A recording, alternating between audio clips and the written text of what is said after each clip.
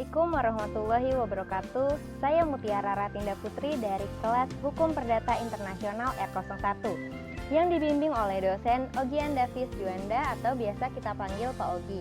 Hari ini saya ingin memaparkan materi tentang pengertian titik taut primer dan titik taut sekunder beserta contohnya.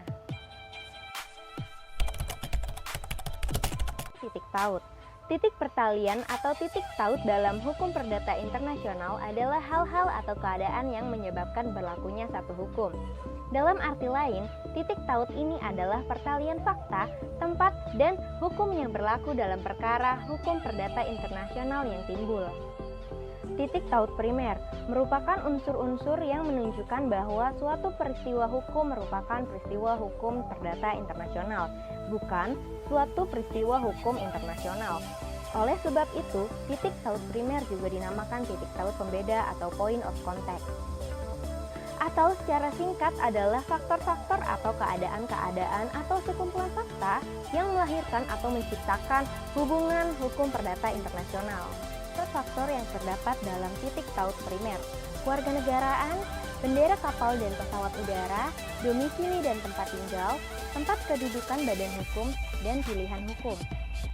Titik taut sekunder merupakan hal-hal atau keadaan-keadaan yang akan menentukan hukum manakah yang seharusnya berlaku atau lex causa bagi peristiwa hukum perdata internasional itu.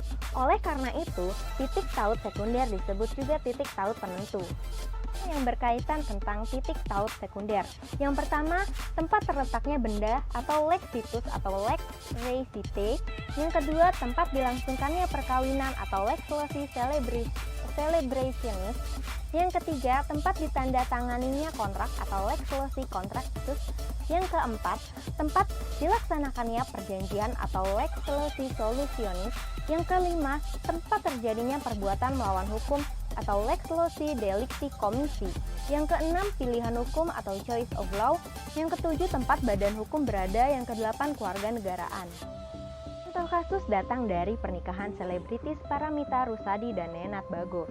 Pernikahan ini dilangsungkan di Indonesia. Kedua pasangan ini adalah pemeluk agama Islam. Nenad Bago mempunyai kewarganegaraan Kroasia. Titik taut primer dalam pernikahan ini adalah kewarganegaraan Nenad Bago yang berasal dari Kroasia. Yang menjadi titik taut sekunder dalam pernikahan ini adalah tempat dilangsungkannya pernikahan tersebut, yaitu Indonesia. Sehingga yang dipakai hukum perkawinan tersebut adalah hukum yang berlaku di Indonesia.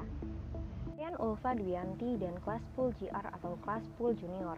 Perceraian ini diawali dengan diajukannya gugatan cerai oleh Ulfa Dwiyanti kepada suaminya kelas pool GR yang berkewarganegaraan Jerman.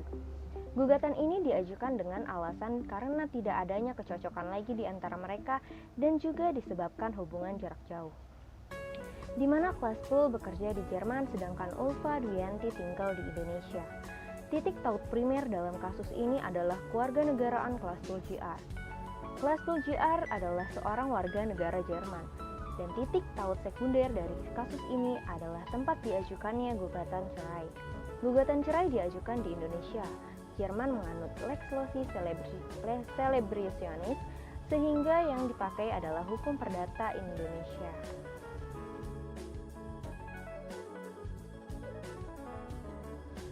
Sekian video penjelasan tentang pengertian titik taut primer dan titik taut sekunder yang telah saya sampaikan. Atas perhatiannya, terima kasih.